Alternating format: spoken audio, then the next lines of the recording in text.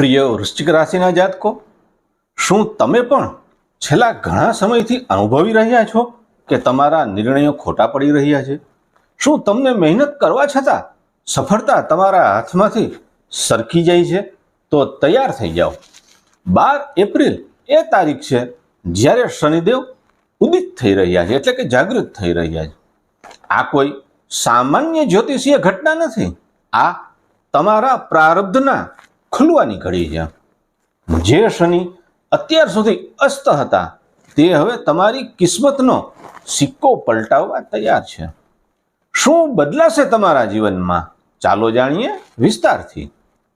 દર્શક મિત્રો, જ્યોતિષશાસ્ત્ર મુજબ અત્યાર સુધી શનિદેવ સૂર્યની એકદમ નજીક હોવાથી અસ્ત હતા, એટલે કે એમની પાસે ફળ આપવાની પૂરી શક્તિ નહોતી.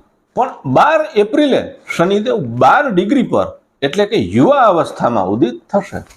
વૃશ્ચિક રાશિ માટે શનિ તમારા સુખ અને પરાક્રમ આ બંને ભાવના માલિક છે.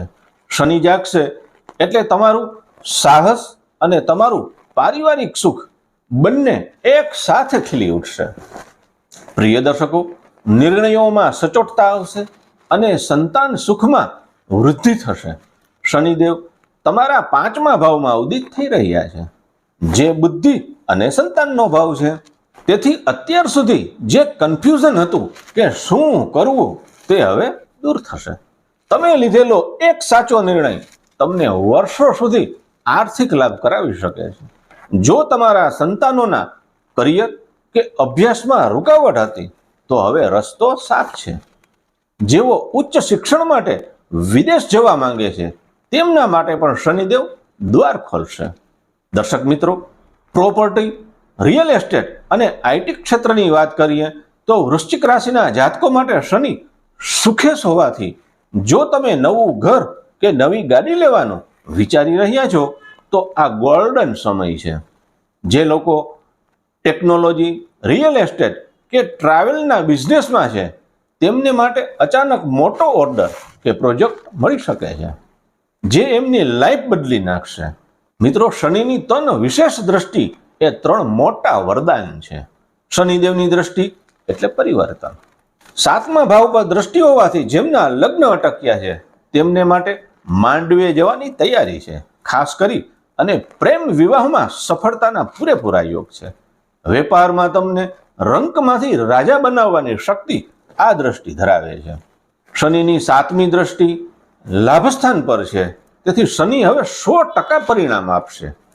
એટલે કે આવકના એક નહીં પણ અનેક સ્ત્રોત ઊભા થશે. તમારી જૂની ઈચ્છાઓ હવે પૂરી થવાની શરૂઆત થશે.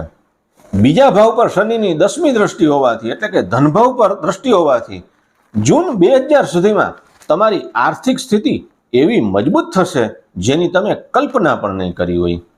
પ્રિય દર્શકો, શનિદેવ ન્યાયના દેવ છે. જો તમારે આ ફળ જોઈતું હોય તો તમારે 3 કામ કરવા પડશે.